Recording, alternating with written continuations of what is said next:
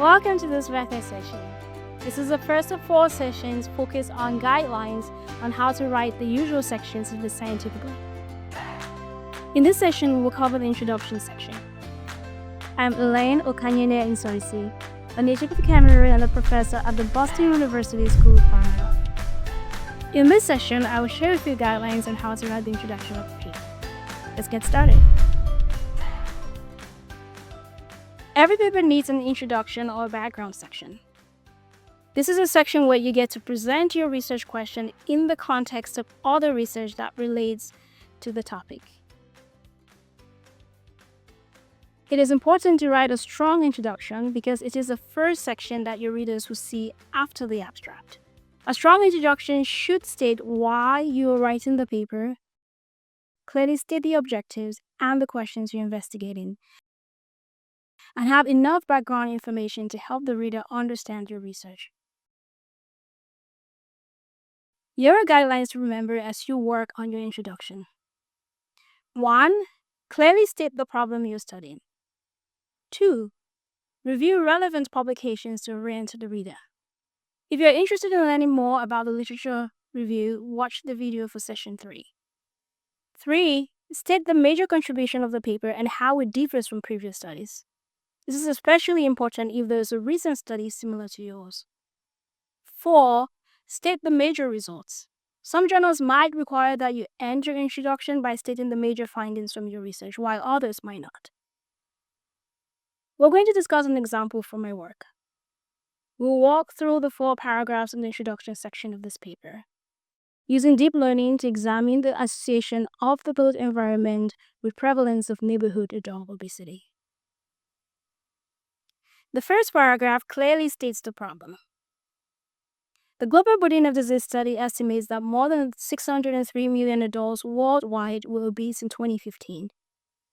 In the United States, more than 1/3 of the adult population is obese, and 46 states have an estimated adult obesity rate of 25% or more. Obesity is a complex health issue that has been linked to a myriad of factors, including genetics, demographics, and behavior. Behavioral traits that encourage unhealthy food choices and a sedentary lifestyle have been associated with features in the social and built environment. That is, both natural and modified elements of the physical environment.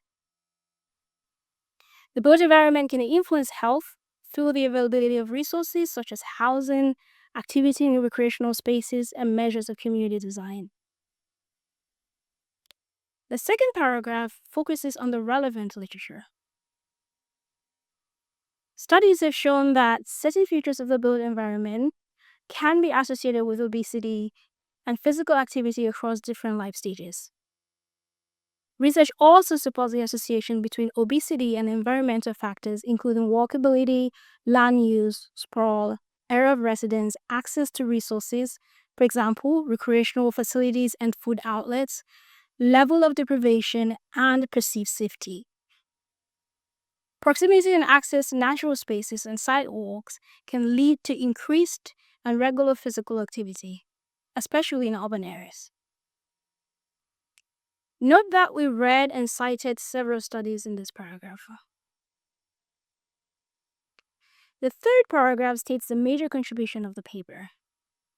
Note that it starts with the word despite to highlight that gaps exist in the literature.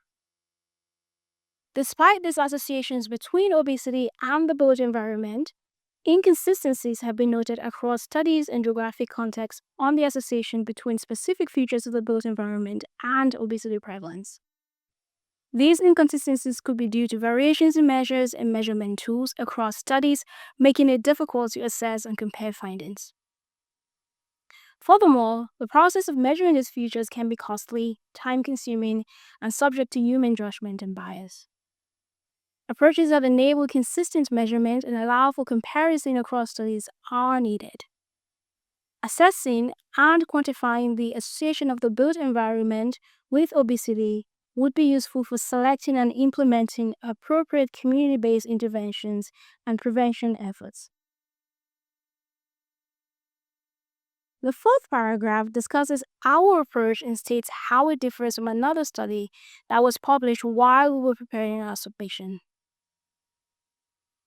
Herein, we propose a method for comprehensively assessing the association between adult obesity prevalence and the built environment that involves extracting neighborhood physical features from high-resolution satellite imagery using a previously trained, hereafter termed pre-trained, convolutional neural network, a deep learning approach.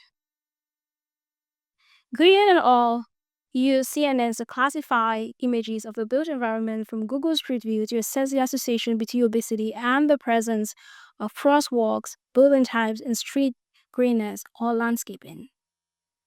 However, their study did not take full advantage of CNNs for independently discovering features that can be associated with obesity prevalence, and was limited to 3 pre-trained features.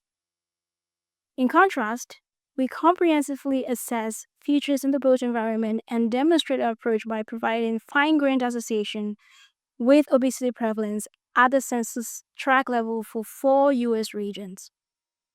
Our approach is also scalable and relies on openly available data and computational tools and can enable comparability across studies. Let's discuss another example. This paper titled is Assessment of Plasma Antioxidant Capacity and Oxidative Stress in HIV/AIDS Patients in Calabar, Nigeria. What is the goal of this section in the introduction? Oxidative stress has been reported in HIV infection when the concentration of antioxidants in the blood is insufficient to repress HIV-1 replication. Early HIV infection is characterized by low antioxidants levels and increased peroxidation products such as malondialdehyde. Reduced plasma glutathione, I know I'm not pronouncing some of these terms right, but just bear with me, and superoxide dismutase activities, and increased plasma concentration of malondialdehyde have been reported among HIV/AIDS patients in Lagos. Increased concentration of hydroperoxides, as well as changes in plasma, vitamin C, selenium, carotenoids, and vitamin E levels have equally been reported. Does it, 1, clearly state the problem, 2, review relevant literature, 3, state the major contributions of the paper and how it differs from previously published studies, 4, state the major results? The correct answer is 2, reviews relevant literature. Let's try another exercise. What is the goal of this section in the introduction? Many Western lifestyle choices currently being adopted by African communities predisposed to oxidative stress, which facilitates viral replication in HIV-infected individuals. Despite reports that HIV deplete antioxidants levels and induce oxidative stress implicated in the progression of AIDS, there is a paucity of data on oxidative stress in HIV patients in Nigeria, and the scattered few reports on HIV/AIDS have not been mechanism and therapy or prophylaxis focused. Findings from this study may provide the much desired improved therapeutic and management efforts on individuals living with HIV/AIDS.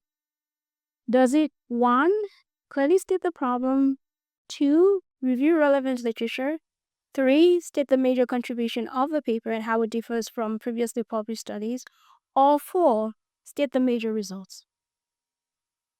The correct answer is 3. It states the major contributions of the paper and how it differs from previously published studies. In summary, here are the major guidelines for writing the introduction. Clearly state the problem you're studying. Review relevant publications to orient the reader. State the major contributions of the paper and how it differs from previous studies. State the major results if required by the job. Thank you for participating in this session. To learn more about Rethé, please visit our website.